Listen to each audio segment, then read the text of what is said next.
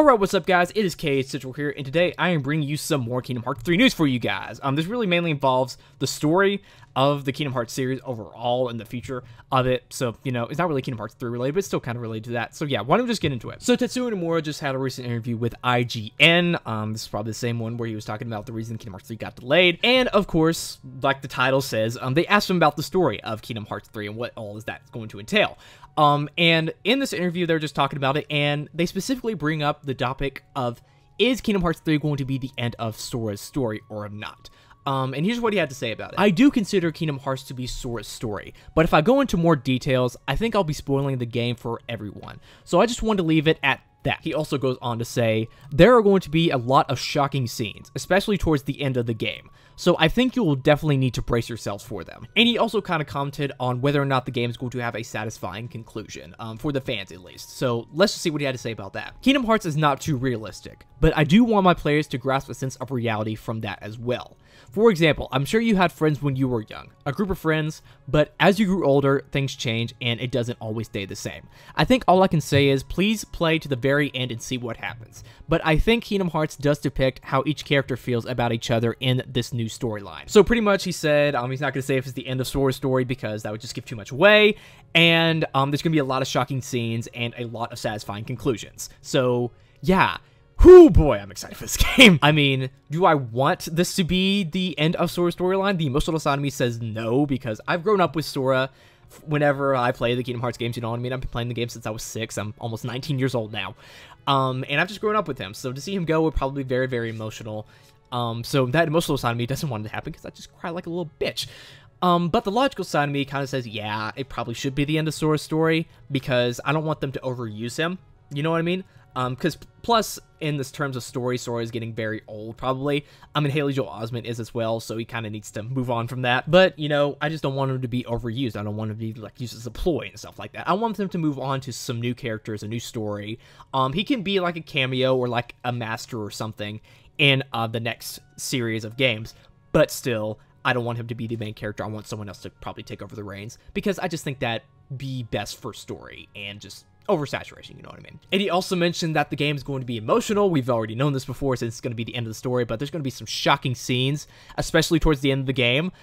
So he says we need to brace ourselves for it. So what the fuck is Tetsuya Nomura cocking up with this game? I don't know. Oh my god, I am going to cry like a little bitch in this game. It's going to be emotional. I am not prepared. I'm going to need some time to prepare myself for this.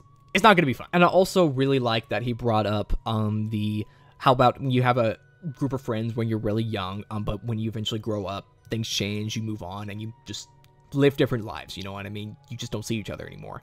Because I'm going through that specific situation right now. Because I just graduated high school, just a couple weeks ago, almost a month ago, at this point. And I am about to go to college in a little over 2 months now. And you know, all my other friends, they're about to go off to college too. I'm staying where I live for college because there's a local university that's really good for what I want to do. But a lot of people are going to different cities and going to different states to go to college. And all those people that I've made so many connections with, made so many memories with, and made such good friendships with, and just known for my whole life are not going to be there anymore. They are going to grow up. They're going to move on. They're going to go on to do bigger and better things. And that's just the way life works. I'm not saying it's a bad thing. That's just how life is. But it's still sad to think about because these people are all I've ever known. I've never moved from where I've lived. So these people I've grown up with my whole life, and it's just gonna be such a change because they're just not gonna be there anymore. Of course, I'm gonna make new friends, obviously, because I'm not like a fucking loner or anything like that. But I'm not really well with transitions. I'm not that kind of person, so it's gonna feel weird. At first, it's just gonna take some getting used to. It's still gonna be really sad. There's this one friend in particular that I have, who is just the best person in the world, hands down, no question about it. Just the best person ever. And she's going off to a different city for college, and I'm probably not going to see her that much ever again, if at all. I'm going to try to visit her as much as I can, but eventually we're just going to move on with our lives. We're going to meet new people. We're going to try new things, and we're just going to forget about each other. You know what I mean? And it's just, we're never going to see each other ever again.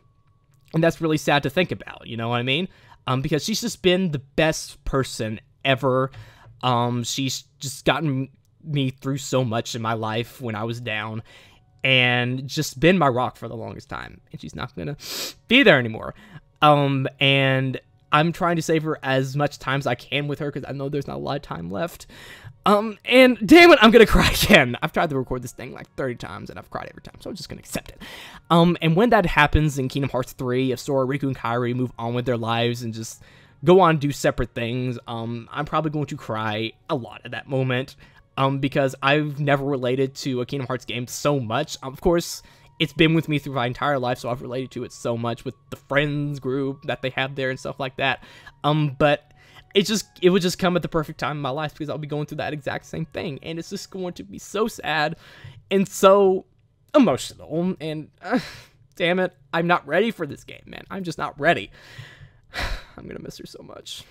Shit. Whew, I've calmed down now. Oh, sorry about that. I just got a little emotional there.